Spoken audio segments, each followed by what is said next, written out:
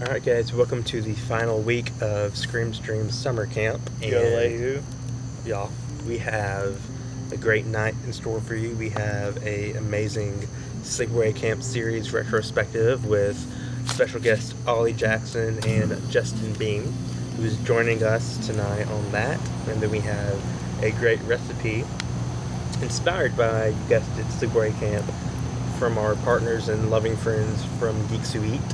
And then we also have a special interview with Angela herself, Felissa Rose. So all that and more tonight on Scream Stream. We got a special Scream Stream message. Oh no. Be rootin', be tootin', and by God, be shootin'.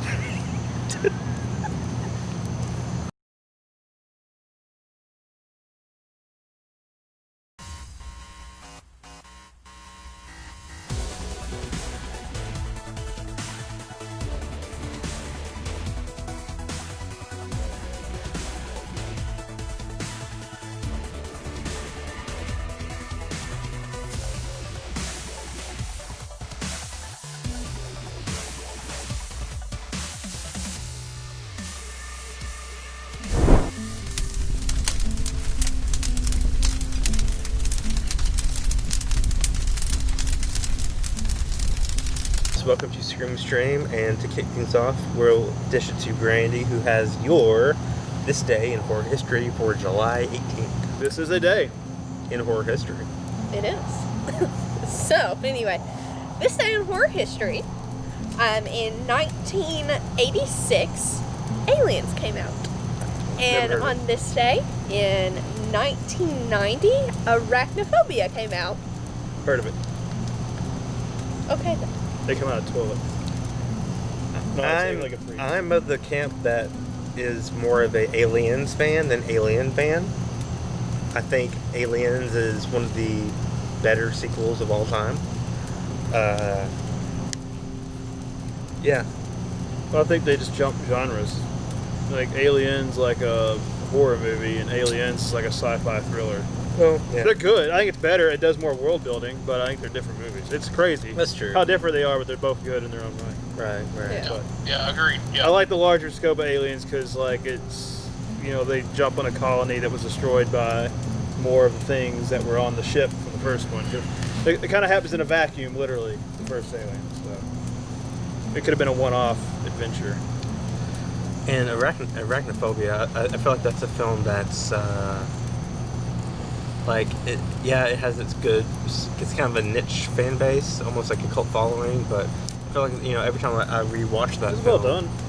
Like it's like the same way that I feel about The Burbs. Like every time, like I love the movie, every time I watch it, I get reminded of how much I actually love the movie and stuff. So I definitely feel like that's one that I can watch time and time again and not get sick of. So, Fun fact. Oh. I've not watched Arachnophobia. Boo. I am scared of Bad spiders. segue. I'm very scared of spiders. Terrible segue. So camping is very difficult because I'm afraid of spiders. Oh, you don't want to sit on this side then. I've seen like 3. Brown recluses. I've actually, my apartment that I moved into prior to this one had lots of brown recluses. Oh. So that was, I was living my own literal nightmare Yeah. for can't say like that. It's your 4 own personal months trying to That's get rid of these profiling. brown recluses. It's just recluses. This brown recluse. It's recluses. Whatever. You can't label. Clue side. You can't So label spiders like that. I'm not, okay, whatever. Anyway, it was terrifying. That's hate speech. And, Next, you're going to be talking about black widows. well, you know what? I don't have anything to say about them right now because they did not live in my apartment for several months. Oh, what are you saying? They can't live with you? Because you don't like them? That would be accurate. Wow. There you go. You had it right there. It's hate speech. I don't like spiders. You saw it here first. I do not condone the words or actions of this individual. SBS 69 Entertainment LLC does not condone hate speech or hate activity. No. All spiders matter. They all deserve to die. Yeah. All right. So, moving on, we have our special summer camp recipe, which is Angela's Franks and Beans. And if you've ever seen Sleepaway Camp, you know what this means and what this entails. And we have a great, Peckers and great footage of us making it at the Scream Stream kitchen, and we'll have the recipe alongside the screen. And this It's a is meth lab. recipe from our friends from Geeks Who Eat, who did this for. Oh man, they did this recipe back in 2018 when the original Last Drive-In Marathon was happening. This is one of their 3 recipes they did, and it's a really like, I'm not a beans fan by any means. I don't eat beans at all, but I love this recipe because it tastes amazing. So check it out, try it out, and enjoy this beautiful bean footage, which I don't think is copyrighted, but it might be. We'll see.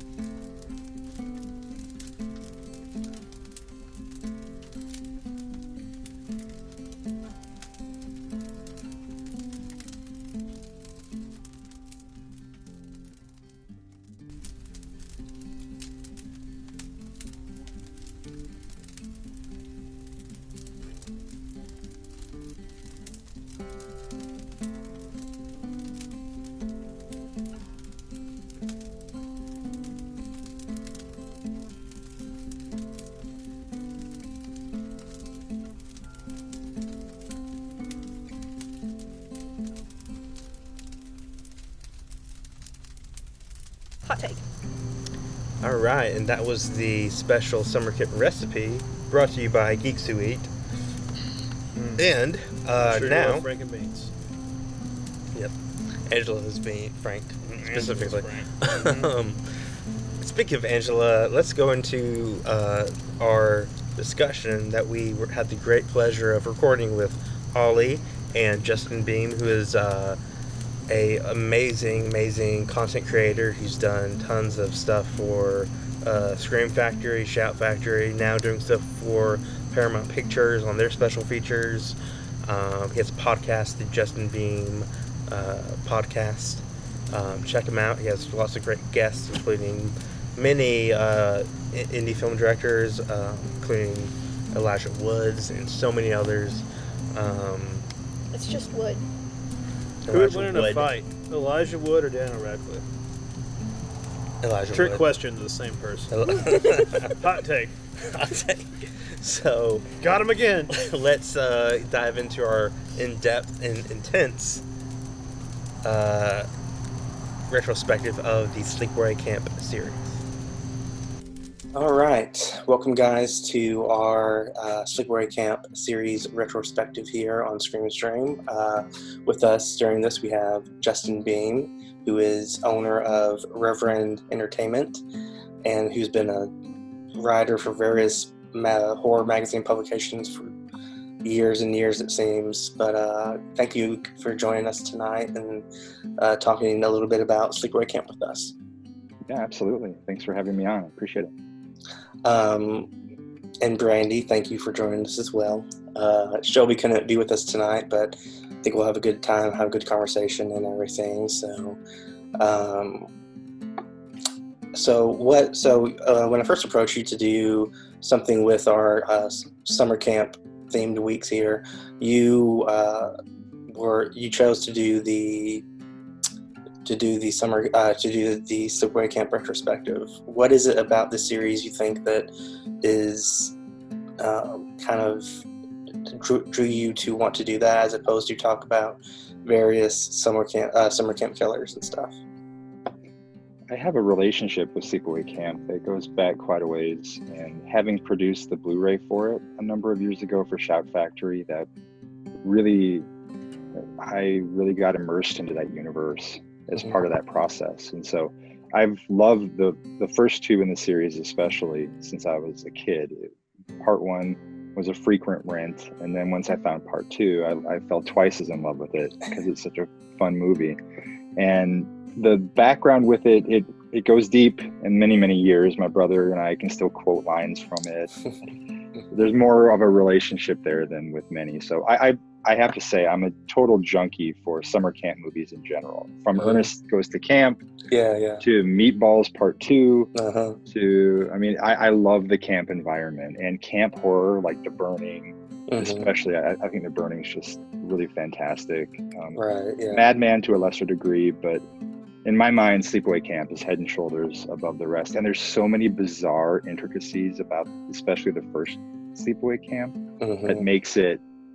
It can be discussed forever, and no one ever gets bored of the conversation because it's just such a unique, weird little movie. Yeah, it really is. One of my favorite things about the first one is that opening shot. It's just when I think of that movie, for some reason I immediately go to that opening shot where it's almost the fall like trees and the lake and stuff, and you're immediately thrown into this bizarre setting with immediate death, boating accident and stuff. And what do you think the portrayal of the camp kids and counselors like? How do you feel like that was portrayed, as far as it being realistic or over exaggerated? I think that's part of the magic of the first film, really. The second one, everyone's a little bit older and things like that, but it's pretty rare in movies that kids are presented as kids and that kids get to act like kids and talk like kids. And that's one of the things I love about the genre, is that in most movies that involve kids or children in horror, it's pretty rare that they're just used as a vehicle or something. Like in a comedy, the kid will be part of the divorce, or they'll be the tag along dead weight that the guy has to get used to dealing with, or whatever it might be. But in horror, kids are kids. Teenagers are allowed to be teenagers. And I think that this movie is one of the, and I would say Meatballs 2 is another one, Meatballs Part 2, where kids are the proper age for being at camp. That's how old you would be. You're not going to be like a 19-year-old attending camp like in so many other movies. And kids talk, they fight, they have their little inside jokes, they love to swear when they can get away with it. They prank each other, they take things too seriously. Some days they're more emotional than others. It's just, I think, a very real portrayal in a lot of ways of what that experience is like. And that first shot, that pan that you talked about, where it's across we're really it's establishing the whole camp setting in the fall, which is unique also, which I love. Yeah. But then you kind of know the geography. So when the movie starts to unfold, you are already familiar with the layout of the cabins, and you kind of know where things are at. And I think that's helpful too. So to answer your question, I think it sets up the camp nicely. And I think the kids are presented really, really well. What do you think? What do you guys think? I completely agree, because honestly, this is, I feel like, one of the, it might be the only one, if I'm thinking correctly, that specifically horror camp film that has the kids being the driving force of it, as opposed to, like, for instance, in The Burning, they're there, but they're not really the driving force. It's the counselors and stuff, and so it's a bit refreshing and stuff, because they act the way kids act at that age, and stuff, and I think the counselors to some degree act the way they do normally. Ronnie, with his tight shirt and short shorts, is I think he's probably one of the better examples of how camp counselors act and stuff. Obviously, because he's not a caricature, right? He's not all one thing, and he has compassionate moments. He's there, and he actually helps the kids. Yeah, which is kind of the thing. A lot of movies where there's children in the work, especially in horror, the kids may have a more realistic presentation when it comes to their behavior, but a lot of times the adults are often not there.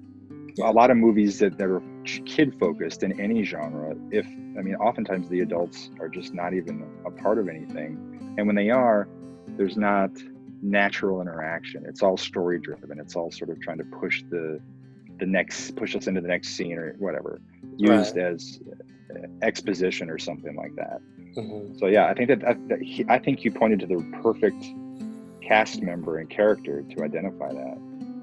Yeah. So Brandy, you actually, what was it, a week or two ago? You actually just watched the first three for the first time. So what are your thoughts on seeing, especially this first one? What were your takeaways from it and stuff? Well, the first one's definitely different than like the second two, especially in the way that like the characters are of age in the first one, and especially for oh my goodness, I'm gonna forget her name now. What is her name? I keep wanting to call her Ashley. Huh? Angela, yes. Okay. Especially for Angela's whole like mystery, thing in that. She's the perfect age for that, because if they were trying to play somebody who was older, it'd be very obvious that something was going on. Instead, you're like, oh, there's just this young girl who is just traumatized from, what we saw in that first scene, and that makes sense, instead of the end being much more obvious than it was. Yeah, that's a good point, because this was her first time going to camp, and her cousin Ricky is kind of trying to get her adapted and get her acclimated to the environment and how things are and stuff, and he's kind of her bodyguard, so to speak, and stuff, and And yeah, I think that dynamic is pretty well too, because Ricky's a little rough around the edges, and he's not afraid to tell it like it is, and to anyone, So I thought Tiersten did a good job playing Ricky, especially in the first film, because he was just kind of because he was defending his cousin and stuff, and, as you would for any family member and everything. So I think for the realism that we talked about with Yeah. the camp and how the kids are presented, there's a complete from the boat accident scene. It stands counter to the realism in a lot of ways, because it's almost like a stage play. It's almost like I don't know. It's kind of cartoony how He was too happy. Yeah, and it's so bizarre once you get to Aunt Martha's scene, right, and how she behaves and the interaction with the kids Yeah. and what it's setting up. And yeah, it is a mystery. It is something that unravels as the film goes on, and we have the shocking ending and all that kind of stuff. But right from the beginning, you aren't allowed to really settle into comfort with it, because you can't ultimately completely trust it. Yeah, there is a presentation of a camp, but then there's all these other very strange elements and characters that are so out there that it leaves you uneasy from the beginning. And then that by default, you have to be open to the trip that they're going to take us on. And Hiltzik really does push a lot of boundaries with this film, and I think that begins at the very outset. Yeah, I agree. I feel like, you're exactly right, because we have, obviously these killings start happening, and then we have what's his name? The camp owner, was it Paul? Is that his name? Mike Kellen's character is Mel. Yeah. He has this whole subplot where he's kind of, sleeping with one of the counselors and stuff, and then he's on a vendetta to, accuse or even just automatically assume that Ricky's the one killing and stuff. So that, that his kind of intensity kind of throws some, flame into some gasoline on the fire and stuff. And then again, it's also Ronnie who is tempering him down as well as not only the kids, also the hit Mel as well. So that's why I feel like that's an accurate representation on how a true good camp counselor would be based on his actions in the film and stuff. And aside from the ending scene, what were your scenes that were the ones that kind of stuck with you most, aside from the ending and stuff from this first one?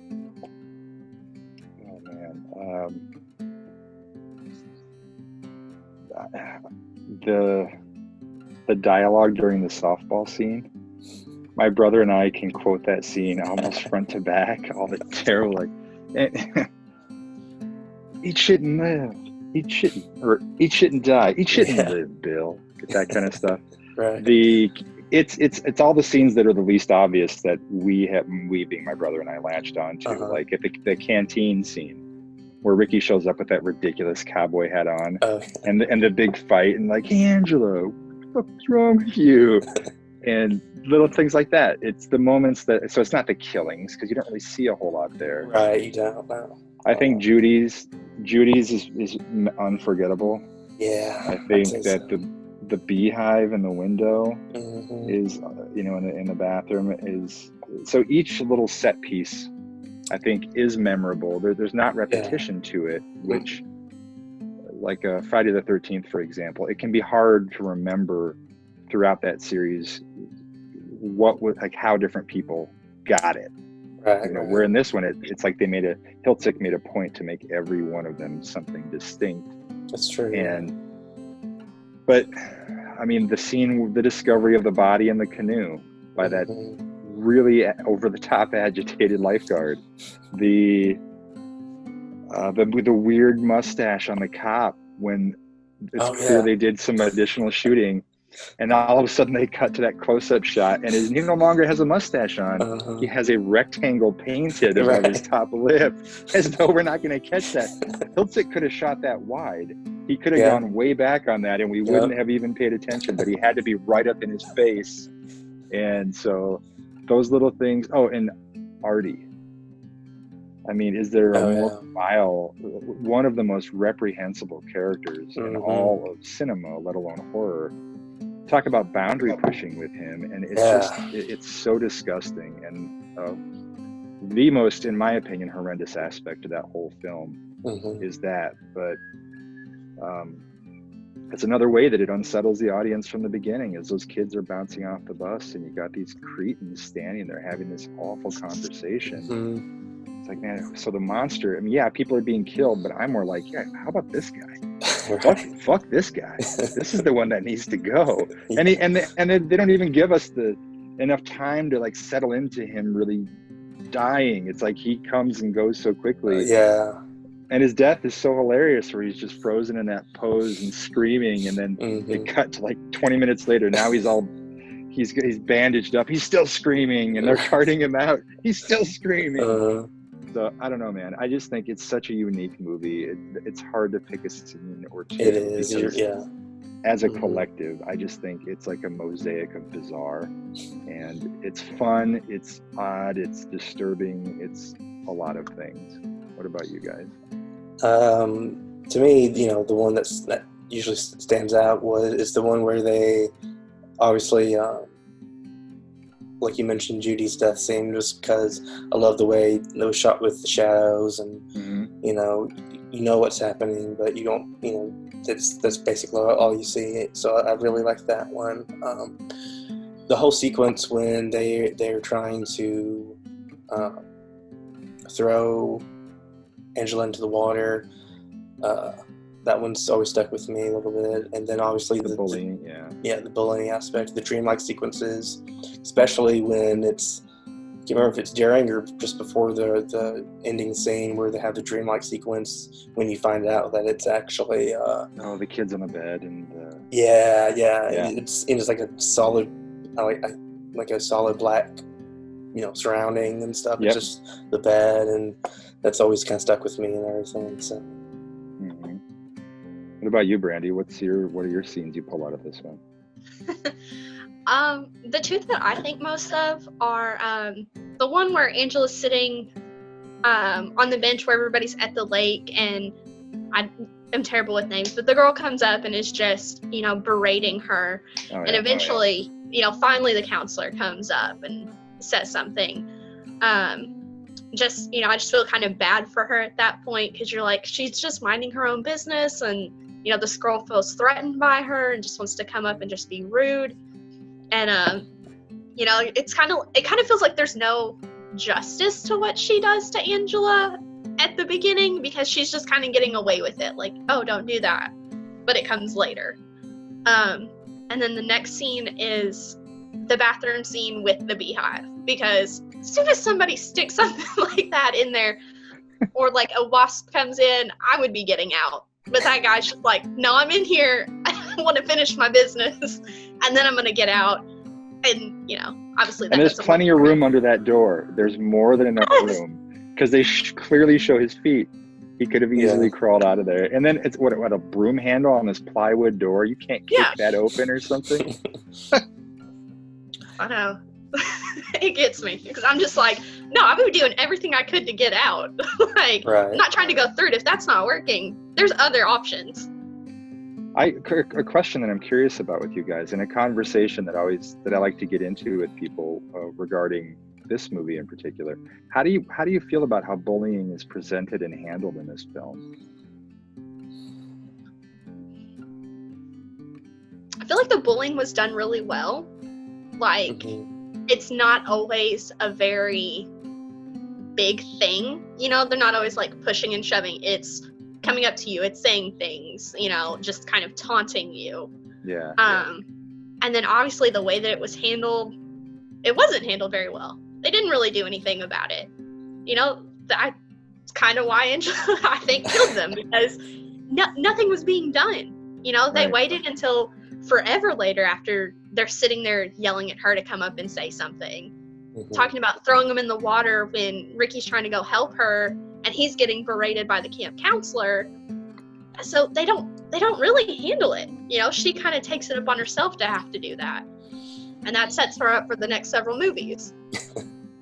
Yeah, no, I agree. I think that the bullying in this was pretty accurate to how it is in real life, especially at that age. There's lots of verbal bullying and abuse, some physical, but definitely the verbal and just the picking at you. You know, I feel like as far as how bullying was handled, I feel like the counselors, they just kind of slapped them on the wrist a little bit and said, don't do that, you know better. But then, you know, from their mindset, they might be thinking, well, this is what kids this age, you know, these ages they do and stuff and everything. So I kind of think that's how it was then. I think that historically bullying, I remember as a kid, it didn't seem like, I don't recall a lot of situations where it was even addressed by adults. Yeah. And I don't, and I was in some situations where it would be happening, and I'm like, where is the parent here? Like, where is the authority to step in here and sort of be the savior in this moment? And I'm glad that there's a different conversation around this now. And you know, I have a son, and I'm glad that he is going to school with an awareness, and they talk about bullying all the time there. And kids not only understand it, they can recognize it when it's happening. And the greatest thing about it is that they're also willing to stand up in front of it. And I love that kind of like, we're taking care of each other idea. Yeah. But this is a movie that really, it allows the kids, again, for good and bad, to be kids and to be flawed, vindictive, thoughtless, maybe even cruel creatures, because we aren't always just good or bad. And there's a lot of lines that are blurred too in some of these relationships as they grow, because Angela is in a world of mistrust the whole time from the very beginning. That's established. And then she's put into a place where she's forced to be with a bunch of adults and counselors that are supposed to be caring for them, but they're not. So it's conflict everywhere for her. Right. So before we go on to the second ones, Unhappy Campers, I guess I just want to get everyone's thoughts when you first saw that final scene where we find out that Angela is actually, was it Peter? Was that the brother's name? The twins' name? Yeah. And stuff, and it's just your first time fully having it all clicked together as far as what's transpired, you know, over the previous 80, 90 minutes and stuff. Randy, did you have any idea? No. It really threw me for a loop, but it explained so much. Like, the reason that they don't really show you who died at the beginning, other than the dad and the life vest. The reason that the aunt was super weird. That bed scene that he was talking about, where they're just in that black room. Why is she so weird? They call her out about not using the bathroom with the other girls, and I thought maybe she's just really shy. Is this her first time at camp? Yeah. Really innocent. And at the end, you're like, oh, okay. This explains so much. Right. My brother and I rented it from Farmore. I don't know if you guys ever had Farmore. It was kind of a precursor to the contemporary Target setup, where they have groceries and home goods, but they had this great video rental section, and they had 5 for $5, and you could have them for 5 nights. And the great thing too, they had those clamshell cases where you could squeeze, like you get to take the box cover home and you squeeze it and it releases the tape out. And we used to go there because of this 5 for $5. We get on our bikes and we ride over there. They had a soda machine out front that was 25 cents. And so we go in there, spend $5.25, have all the movies for the whole weekend, and get home with a soda. And Sleepaway Camp, that cover, I just was like, it's one of the most classic covers of all time and poster art designs. And so, and all that had in the back was that letter. That letter home from camp. It doesn't even show scenes from the movie. Like, there's nothing to sell you on this other than your own intrigue about the knife through the shoe and then this scary sounding letter. So, Anyway, we rented it, and I will never forget the day that we watched it, because we sat in stunned silence at the end when they cut. First of all, seeing her sitting there, and he's now dead. She's holding his head in her lap, and you're like, what? Is like she's sort of petting his hair. Yeah. And they're like, oh my God. And then they come around, and the next thing you know, she stands up, and we were just silent. I just remember silence. And then we're like, what did we just watch? And then we're like, we got to tell someone. Like, we wrote, like, so we go outside, we run outside, and the neighbor kids across the street, I remember they were playing outside. And I'm like, you guys, we just saw this movie, and this girl, she had a wiener. And then I'm like, what are you talking about? Mom looks like, what are you watching over there? And yeah, it was great. It was just insane. And instantly it like confirmed this movie as a classic rewatch for us. And so if we ever had 4 movies and we're like, we can't find a 5th, it'd be like, yeah, like, get Sleepaway, let's do it again. And we pull it off the shelf. And I still have the tape. And when I finally bought the tape, I still have the VHS tape of it. Nice. And then years later to produce the Blu-ray and to discuss all the, it's so surreal. It's one of those titles that I've done that I just pinch myself, like, because it's been a part of my life for so long, and it's such an honor. And on that disc, Felissa's interview, Jonathan's interview, I mean, everybody was good, but especially Felissa's interview is so sincere and warm, and it ends on just the perfect note. If you remember that documentary, and when she's talking about all that this film has given her, and it's just such a touching thing. Yeah, really special. I mean, it is arguably the most heartfelt thing that I've ever been a part of. I mean, it was really cool for a movie, for Sleepaway Camp. I mean, you just never know what you can mine these amazing moments out of. Exactly. Now, did you talk to Robert on for those special features? Yeah, he'll fix on them. I mean, I had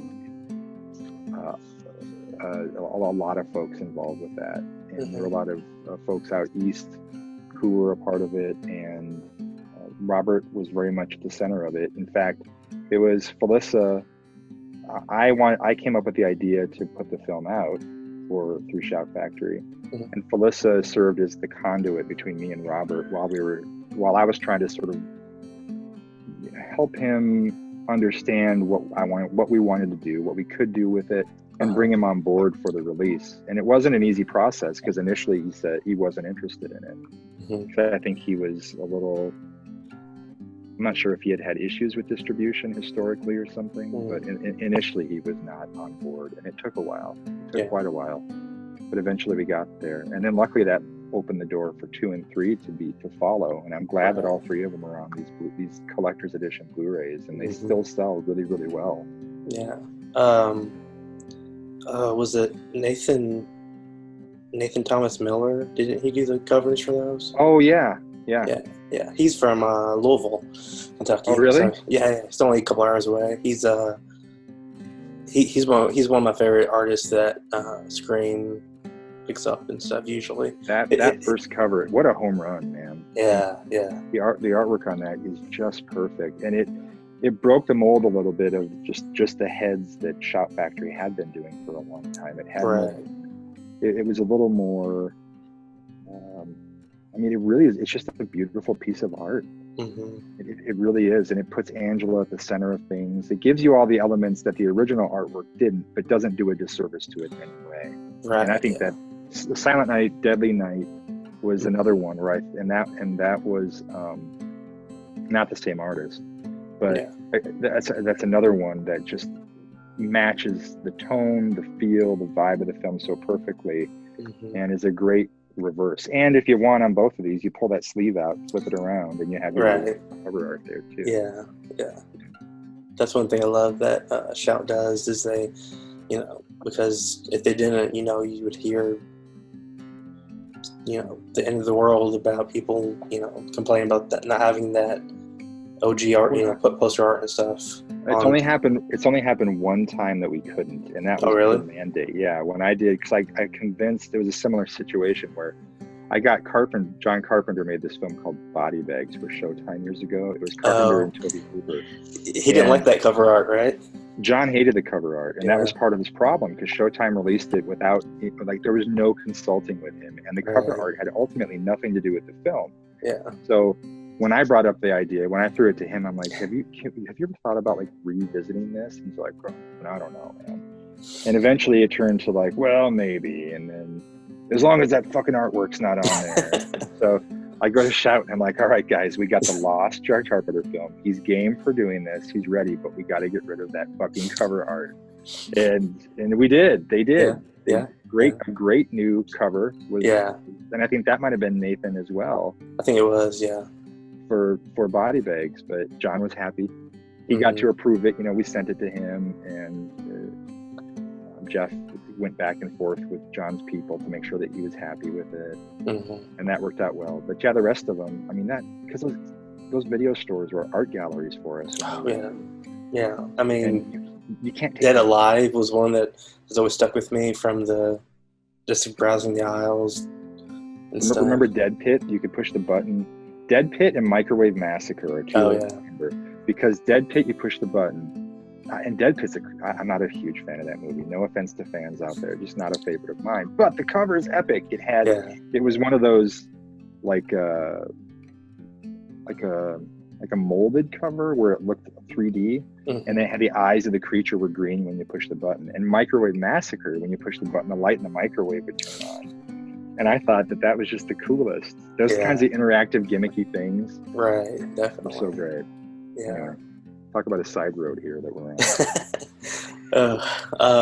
But yeah, so that ending, I think it cemented itself as, one of the best horror films of the 80s, for that scene alone, and the entire film. And then, what was it? Was it 5 years later they shot 2 and 3 back to back? I can't remember the span, but yeah, they were done back to back. Yeah. And I think it was in their benefit to not try to do a direct horror film like sequel to it. They went more black comedy with it, which I think helped. I think it helped them stand alone on their own, especially part 2, stand alone by itself, but also not diminishing the first film and everything. I think having the comedic, the kind of over the top, in some cases more extreme creative kills, and this one I think it helped balance it out. And then of course we have Pamela Springsteen playing Angela, who's now a counselor in part 2 was Camp Rolling Hills and stuff. And to me, this was kind of like, this one, especially part 3, felt kind of like how, for instance, like Nightmare on Elm Street 4, The Dream Master was kind of like MTV and like pumped, or like it was like Nightmare on Elm Street meets MTV almost, with the song and the style and the music. I felt the same way, especially with part 3 about 2 and 3, how it felt kind of more of that. You can definitely tell the 80s rubbed off on those 2 sequels way more than the first one. So I think that part 2 is very much the product of its time. Yeah, it's 1988. You're in the height of the special effects boom. You have a lot of humor being injected into horror in ways that it hadn't. The comedy horror really wasn't that much of a thing prior to this part of the era, and so I think it's a perfect combination of a lot of the elements that were dominant in the genre, just in film in general at the time. And it makes sense because the first one's tone is so dark in some ways, and you can't really expand a whole lot on that story because it was so weird. There's really not a natural direction to go short of taking Angela into like sort of out of the more heady familial the bullying, like, I mean, it's just her revenge is what people ultimately wanted. Mhm. And at that point, at the end of that film, and almost at the end of part one, it almost leaves you more hungry for her to get revenge and to get, you know, harder core revenge, because you're like, so there's so much more to this. And she was like, think about what her aunt had done to her, to him, and you're like, so it almost, we saw everybody, all the killings and things that had happened, but in a way it's a little unsatisfying when you consider the enormity of what she had been through, she. And so a part two that lets her just like put the pedal to the floor, and at the perfect time for special effects, because the effects in part two are so great, Right. and all those set pieces are so awesome, and it's really memorable, and the cast is really colorful. A little older kids, so they could do more stuff and bring in more elements. I just think, what other direction could they have gone? It just seems to make sense. Yeah, I agree completely. I've always, you know, and I liked the energy and the difference that Pamela brought to the role. You know, it's very two different Angelas, but I feel like, you know, she's way more energetic and cheerful, and basically the complete opposite of what she was in the first part. Which I think it's an interesting balance is when you look at the character, because it keeps your eyes to the screen and everything, because it's such a departure from how she was in part one and everything. But it could also be seen as an extension of what she had been through, her internal reaction to all the events of the first movie. She ultimately got some semblance of revenge, some semblance of being able to act out on people after a life of really being under the thumb of this really crazy, obviously manipulative aunt. And so it makes sense in a way that she would come out of that with a certain joy that wasn't present in the first one. Because the first one, she's just a victim. But I think by the end of the first one, she's created a sea of victims out of these bullying stuff. And so in part two, she's going to be like, yeah, I got this. Yeah, I'm going back. So I want more. I mean, in a way, it makes sense. Like, let's push it a little farther. Let's see what else we can get into here. I love that transition in the character. And in part two, it's so great. Part three, I think, very much feels like they were running on fumes financially. It seems like you can look at part two and three back to back, and you see, well, we made this great movie, part two. Well, we have an extra $1,000. Let's shoot a part three. And then they're like, well, we don't have cabins. Tents. Let's put them in tents. We have firecrackers. We can use, like, where did your budget go? Right. Do you feel like it reads that way? Doesn't 2 and 3 kind of feel like you're... Yeah, I mean, it's I agree. I think it's a perfect analogy. It almost seems like they're running on fumes with part three, and it just seems just a little bit.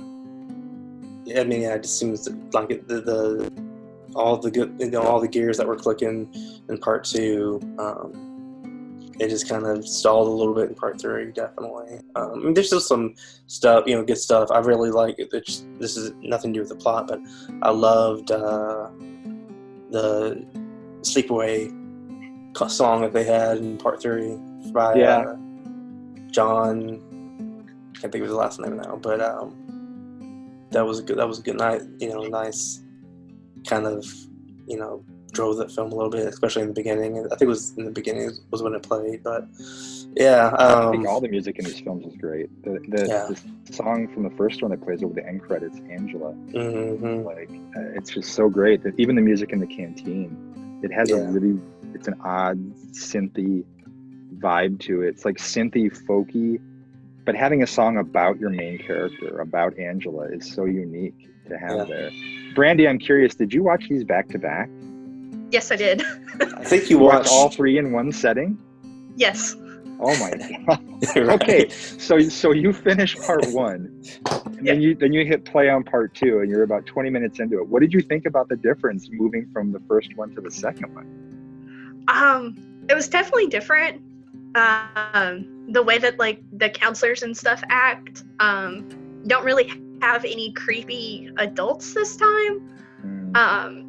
the kids are a little bit different, and she's come back as a counselor, and at this point she's choosing to be a girl, you know. In the first one, it's like her aunt made her be a girl. And at this point, it's like, oh no, she's choosing to be a girl and choosing to come back and choosing to still serve out justice the way that she sees it. But she seemed to really enjoy being a counselor, you know. Yeah. It was like, hey, if you guys had just done what she said, we could have had a good summer.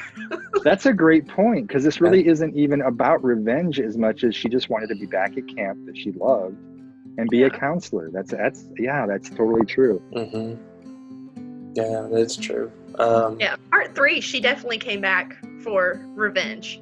Right. Yeah, I feel like, I think, I haven't watched part 3 in a couple. I watched part 2 last year because we did on the show. We had it as a watch party. It was really good to revisit that, and I do want to go back and rewatch the third one. But I agree that there was the lawnmower scene in that one as well in part 3. That was a memorable kill scene, so to speak, and everything. But and then it kind of ends on a zany note with her in the ambulance and her kind of doing the last scare type thing before we cut the black and everything, cut to the credits and everything on that one. On the second one, the humor is really ramped up, and she's almost like, it was at the same time that Freddy Krueger was cracking jokes. He also made a transition from being this dark, sinister thing. Yeah. And in the second one, she's hilarious. Mm-hmm. And the kids are funny, and Allie is unforgettable.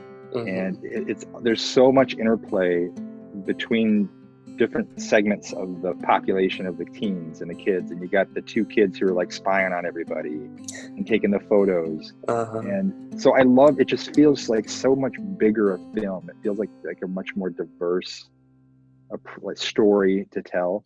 And I think every one of those kids in that movie is just great, and I think that all the adults in it are great. TC, everybody I think is wonderful in that film, and it has so many unforgettable scenes. Yeah. What are some of the standouts that from part 2 for you?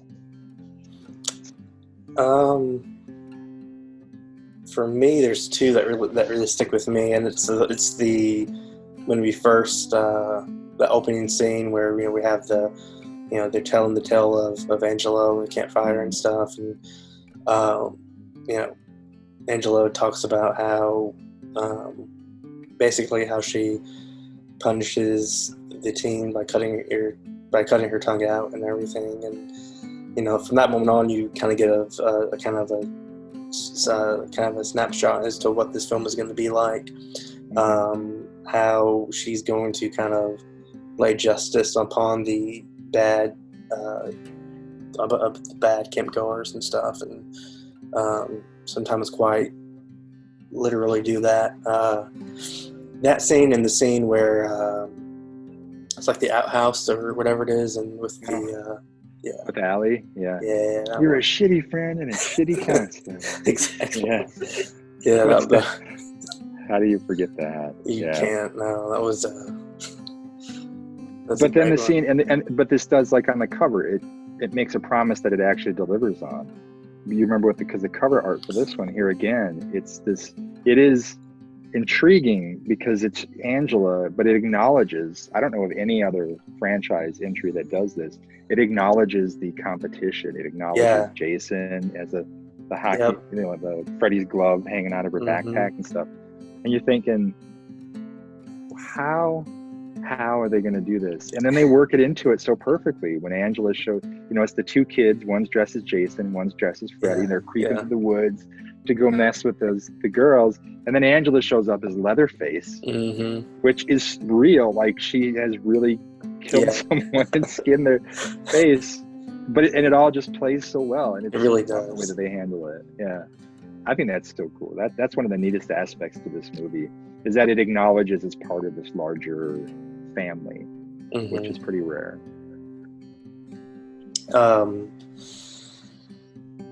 Yeah, I let's see. I'm trying to remember when it was. I watched part 1 through 3. Like I don't know how it was, but then I didn't catch Return to Sleepaway Camp until it came out, what, 08, 07, 08, I think it came out. Like it was 2010, I think, is when I finally watched it. Now, do we want to talk about Survivor, or do you want to jump to Return to Sleepaway Camp? I think Survivor is an important part of the story, and Yeah. and it has a new chapter of relatively, like, there's more to it than just what was on the box set initially too. Right. Yeah.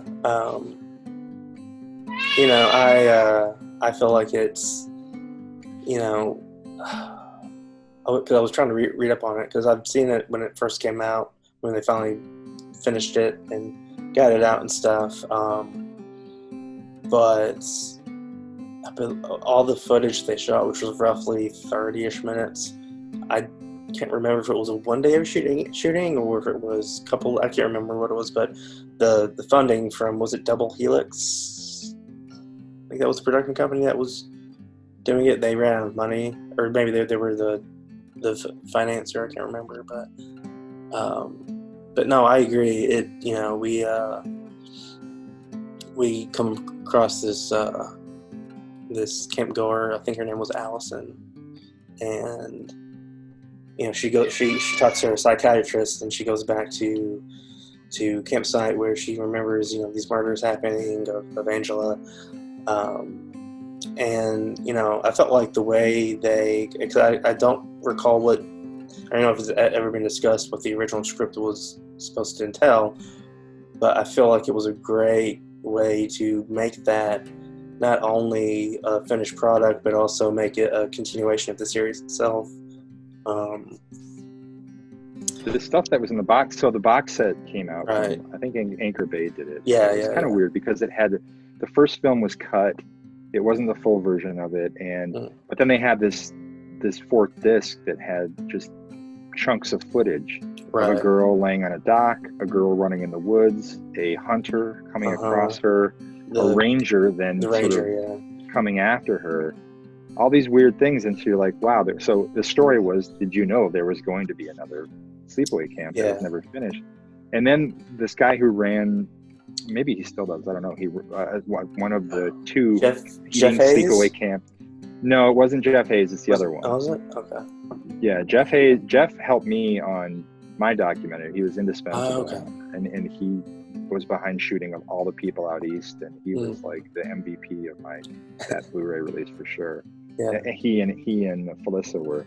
Mm-hmm. But no, it was there are two Sleepaway Camp websites, and one of them was focused more on the sequels, and then Jeff's site, initially at least, I think, or at some point, was more focused on the original. Mm-hmm. But they were kind of not, like, they were not friendly, I guess you could say. Yeah. The guy who runs the non-Jeff site, and his name is escaping me, so I'm sorry if you're watching and I forgot.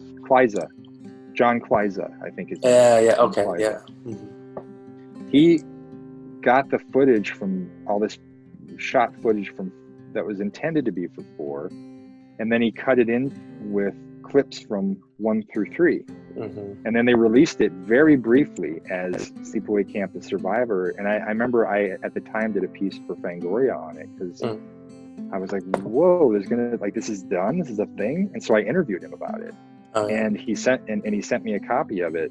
And I thought, how did this happen? How could you really even get away with this? Because it's almost like a mixtape when a band releases their greatest hits, and then at the end of it, there's like 3 new songs. Yeah. This is it's like the greatest hits from 1, 2, and 3, with really pretty mundane footage that was intended to be kind of a wraparound for 4. But it's done so strangely, because I remember Jeff telling me, or John telling me, that he found the actress who was in the footage. Oh, right. Had her do her line, so the voice you're hearing in the flashback or whatever when she's talking, like the voiceover thing, is actually that actress. Oh, wow. Years later, but it was done into like her phone or something, and he used that as the audio for it. And then it's just the rest of it is just pillaging parts 1 through 3 for all the kill scenes and stuff. Right. It's so weird, but so cool. Yeah. And I gave away my copy years ago, and Oh, it went out of print super fast, and now it's invisible. I mean, you Oh, can't find it man. anymore. It's such a weird mixtape. Lo-fi too. It is, yeah. All They the were footage clearly from the first pulling- 3 are lo-fi. I think they're pulled from VHS or something. Oh, I bet they And are, it's, yeah. So it's such an oddity, and I wish like hell I would have kept it. Have you seen that, Brandy? Did you even have a chance? I don't even know how you would have. No, I haven't seen it. I read about it. Yeah. It sounded really interesting. But I have a copy of it if you want to watch it. We can watch it sometime. Actually, I think when it first came out, I bought a copy of it. So. Oh, I wish that they would. I mean, I'm sure that there was surely someone legally stepped in at some point. I was like, I would expect, yeah. you can I'm not sure you can be doing this. There's some reason why it's not in the market currently, but Right. what an yeah. interesting thing it was. Mm-hmm. Yeah, the series has had a lot of ups and downs and a lot of crazy elements, you know. Mm-hmm. Definitely. And then Return to Sleepaway Camp. Who thought that would happen? Yeah. I don't think anyone thought that was going to happen, especially with Robert coming back. Because I mean, he was one and done with Sleepaway, I believe, and then he went into law. Was that right? Right. Yeah, and it's kind of crazy that he came back. Almost, which that was shot in. I think that was shot in early to mid 2000s. Came out like in 08 or something, I believe. But yeah, it's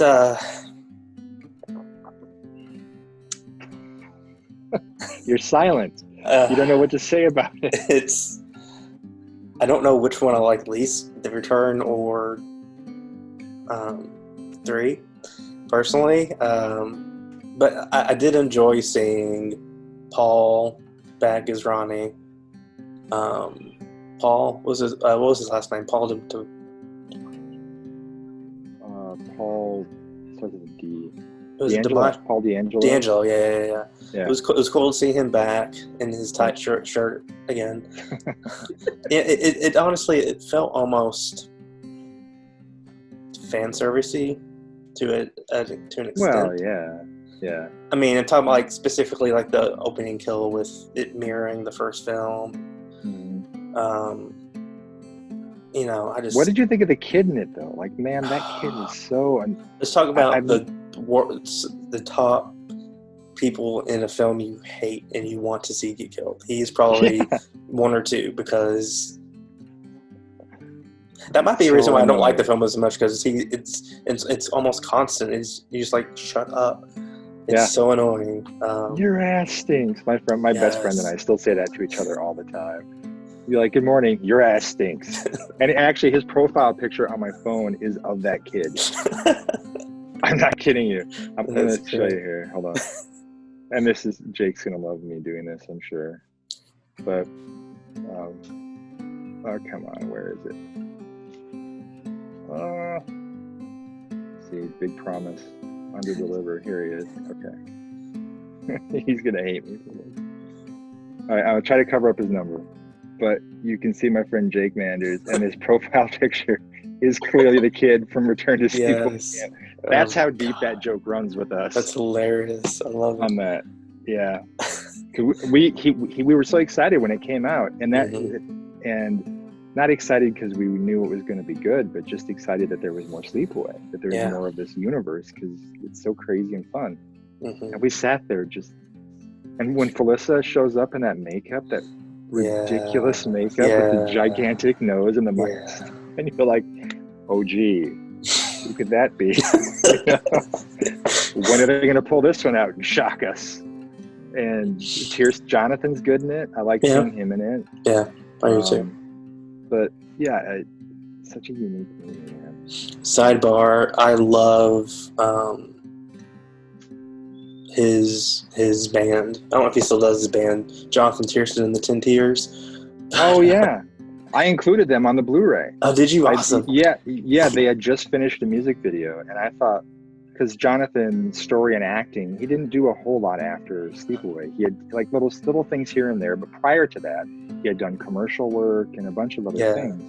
his life really turned to a dedication to music, and I wanted him to have a chance to share that That's side awesome. of himself. Yeah. And he revealed that he had just finished this music video, and so we worked out the licensing. So if you have the Sleepaway Camp Blu-ray, you have a Jonathan Tiersten music video on there, and also Hayes' short film Judy is on there, which follows the further adventures of Judy. Right. So there's like little extensions of this universe that are built into that package on that Blu-ray. Yeah. Jonathan's a fascinating guy. Super fascinating guy. I did an interview with him a decade ago over Skype, and it was such a great interview. Really, really was insightful, and we talked about his music a lot because I can't think what song.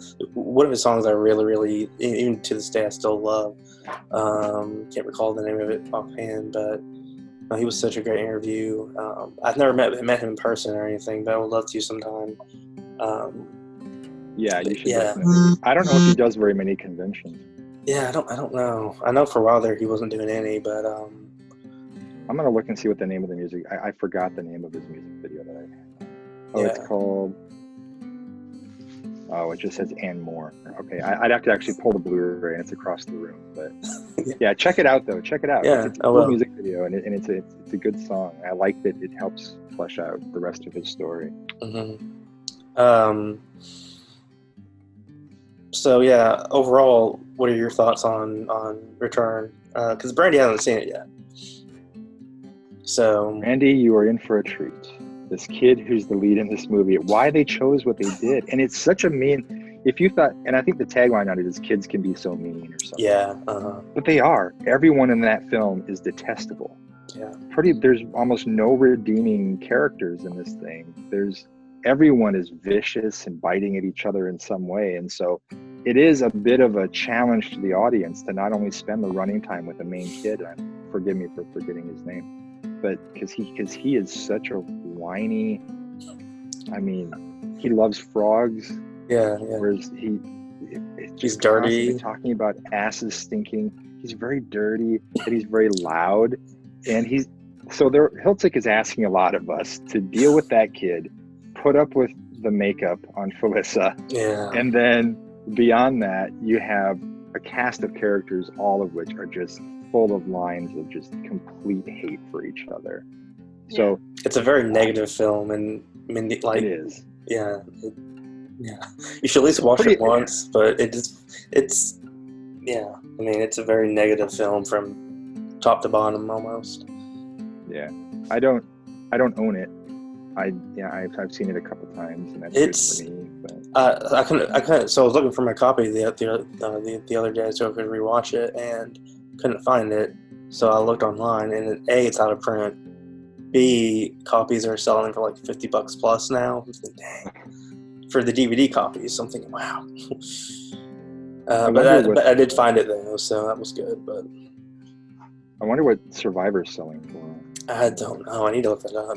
That'd be worth checking out. Sleepaway Camp Survivor DVD.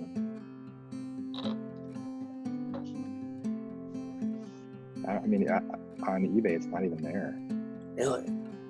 Yeah. Oh, there was this before we did our version. Our being Shout Factory. Before we did it, there was this cutout bin version of Sleepaway Camp. It was like, I don't know, an import ultimately, but it was from some small distributor that had a slightly longer cut of the film on it. And I remember holding on to that for years, like the holy grail. And it was in the Walmart, like $2.99 bin is the only place you could get it. It had a terrible cover, but you had a little bit extra in it. The scene, and I think the scene that they had a little more of was when they find the body in the canoe and they roll it over. But when I was looking for the elements for the Blu-ray for Shout Factory on that one, it took me forever to figure out where it was being housed, and no one knew. Robert didn't know, but I eventually came across a facility, and I asked for their list, and they sent it to me, and we had all the original. I mean, like we basically reconstructed that film with this new transfer, completely uncut front to back, and including stuff that even Felissa had forgot was a part of it. Wow. So really proud to have been able to present that in that way. Shout Factory really knocked it out of the park with that one. Yeah. And so anyway, that's diversion from your question about return. It seems like for the longest time there's been kind of, because Michael Simpson, he wrote a script called Sleepaway Camp Berserker or something like that. Mm-hmm.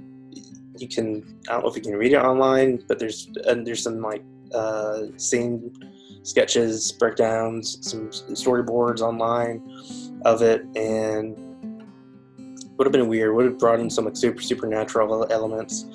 And then shortly after, I think Return came out, there was talk of Robert doing Sleepaway Camp Reunion. I think that was written, and I mean, I guess I don't know.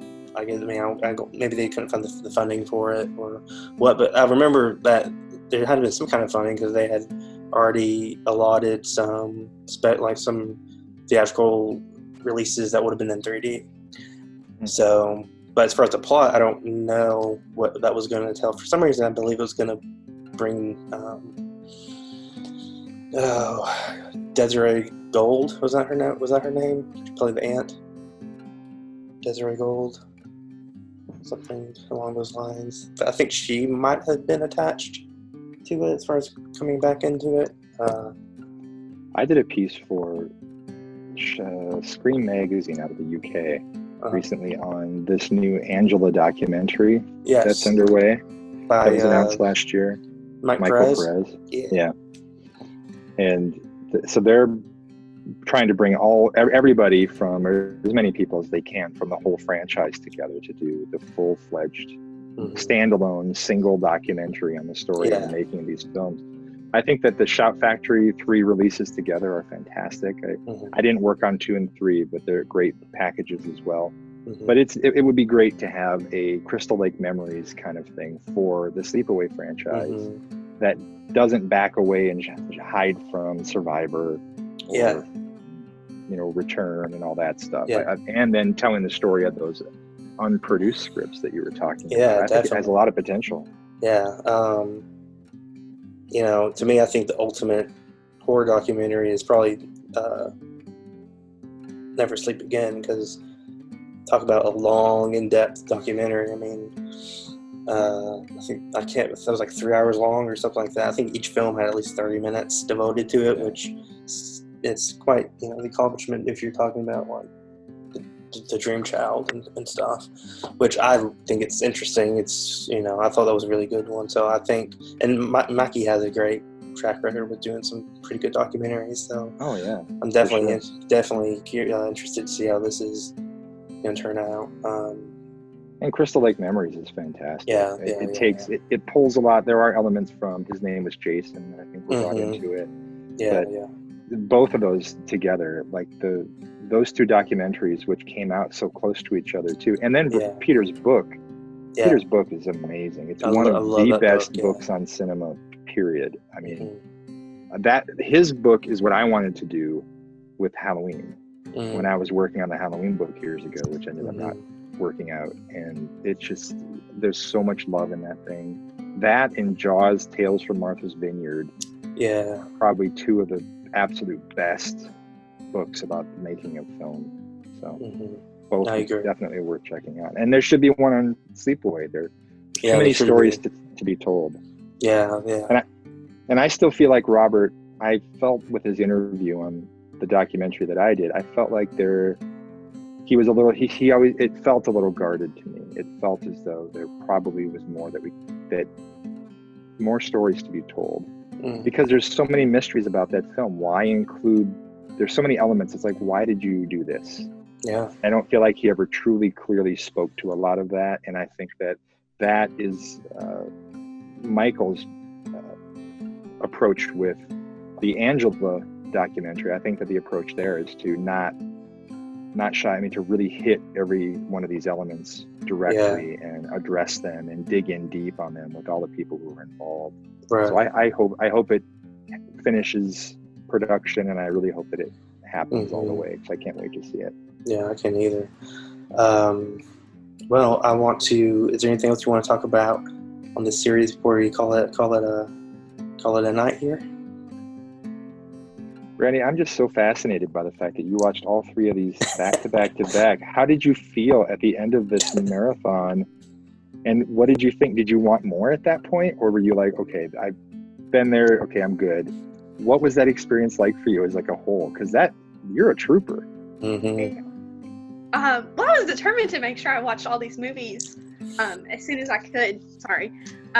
Before we had this. So I was really excited that all 3 were on. Oh gosh, I think it was Tubi is what I watched it on. Okay. But they were all on there, and then I was like, after I finished the 3rd one, I was like, okay, there's more. I need to know how they keep this going. I tried to find the other 2, but I couldn't find them. So I was kind of disappointed by that. Oh, yeah. Yeah, I wish that Survivor could find the legitimate release in some way, or that I need to get a copy of it. I think I wrote to John Kleiza years ago, and I said, my copy, it's gone. Can I get another one? He's like, I don't have any more. And I was like, no, because it's so easy it's so fun to put on in the background for all the reasons.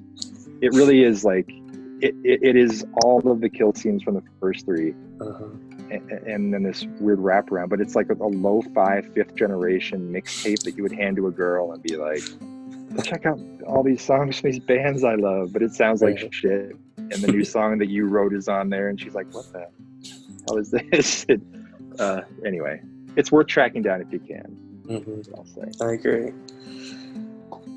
Well, I want to thank you for taking the evening with us and talking with us about one of the better, I think, more underrated sequels. One of the more underrated horror franchises that I don't think gets enough recognition as a whole, outside of the first part and stuff. So hope you had fun. Absolutely.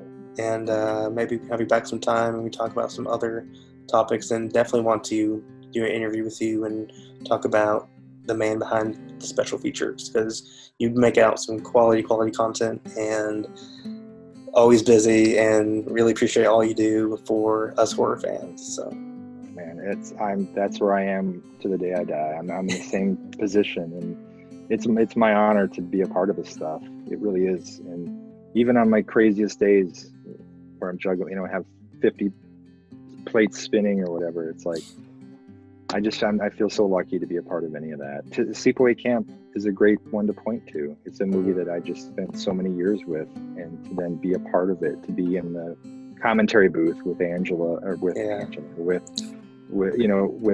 Jonathan and Felissa. It's just like, I'm texting my brother. I'm like, hey, remember when we were like 10 and watching this thing? Well, here's my world now. It's so strange and so surreal. So it's a real honor, and also for being on the show. Thank you for thinking of me. Oh, thank you. Bringing me on, and I'll be happy to come back anytime. Awesome. Thanks.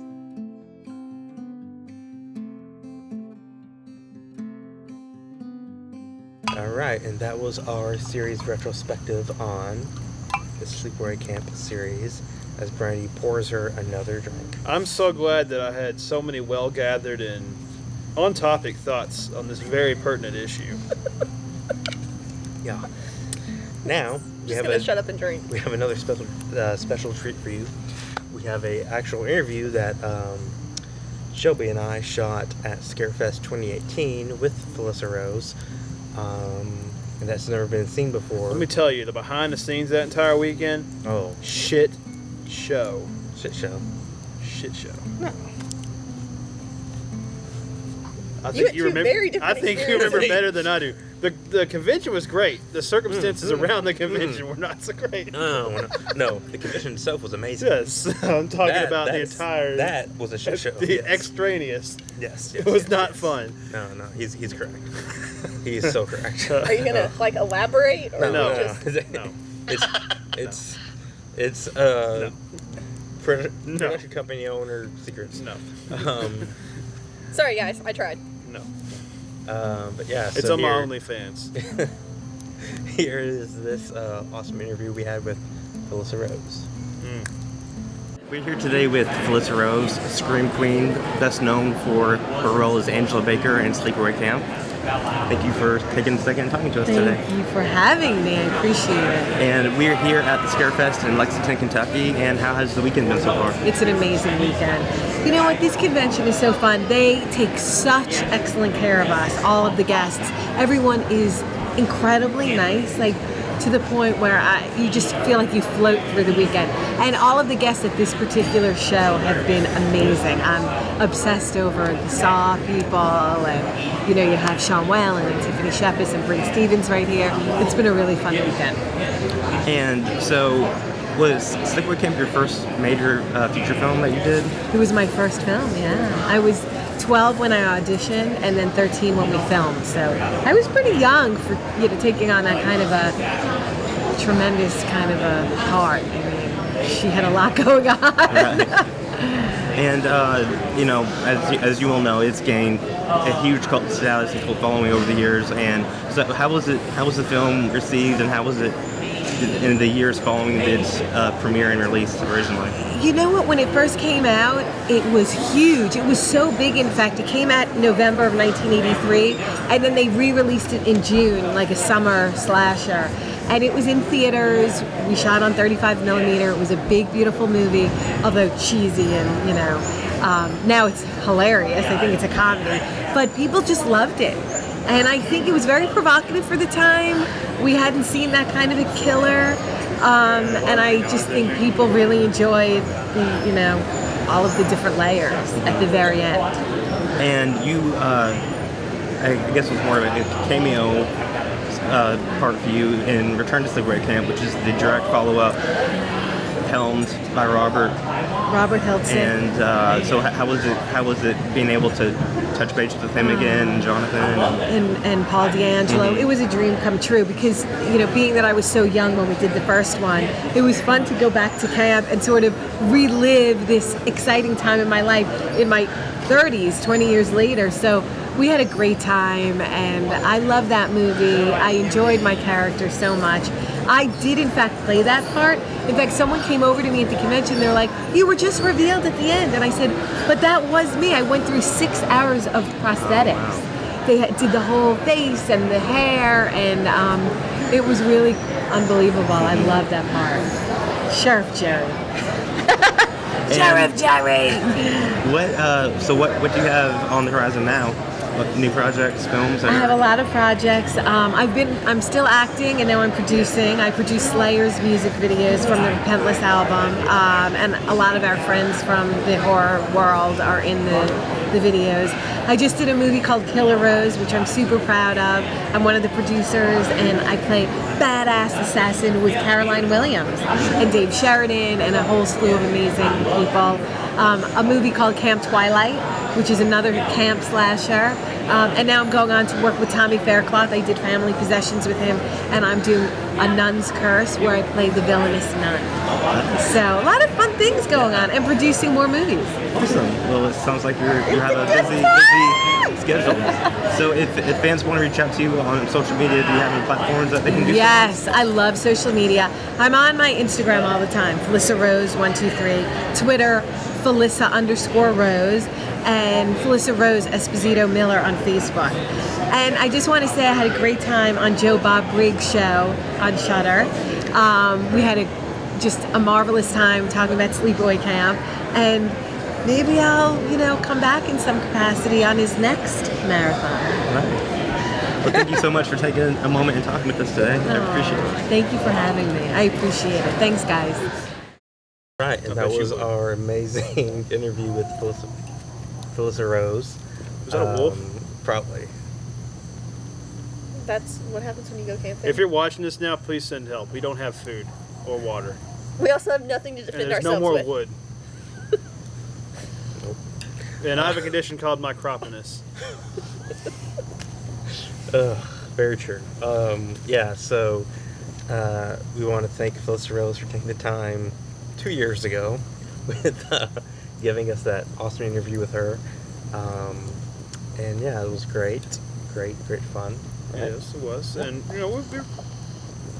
we don't always get things finished within a 2-week time period of filming them, but we do get them done eventually. And Stick around We'll let you down a bunch more times. But every once in a while, we redeem ourselves. All right, and on that note, before we're going to cap off this second week of Scream Stream Summer Camp, which is Worst also 2 weeks the of my end of Scream Stream Summer Camp. We have a special message and ending ceremony by our co-creator and co-founder, Joey Jones. Oh, this is all so sudden. I don't know what to do here. Do you feel honored? I'd like to thank the Academy, first and foremost. Without their relentless narrative that only white men should be in Hollywood, I don't think I could be here, honestly. And quite frankly, that's why I'm here. And the day I give up my spotlight and my platform is the day I die, which coincidentally may be tonight. So I want you all to be here with me as I retire my hat to the annals of the Scream Stream Midnight Society.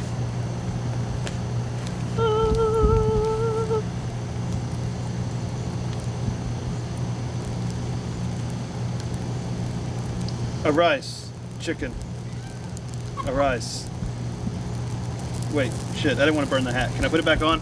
Is it too late? Oh no. I mean, you could Shit. risk it. Shit. How much do you really care about it? Shit. The hat was free. Shit, put it out. This is not funny anymore. Please, please, please send help. Help me. I'm being held prisoner. This is the only chance I had to get a message out. Please. Don't let this be a found footage movie.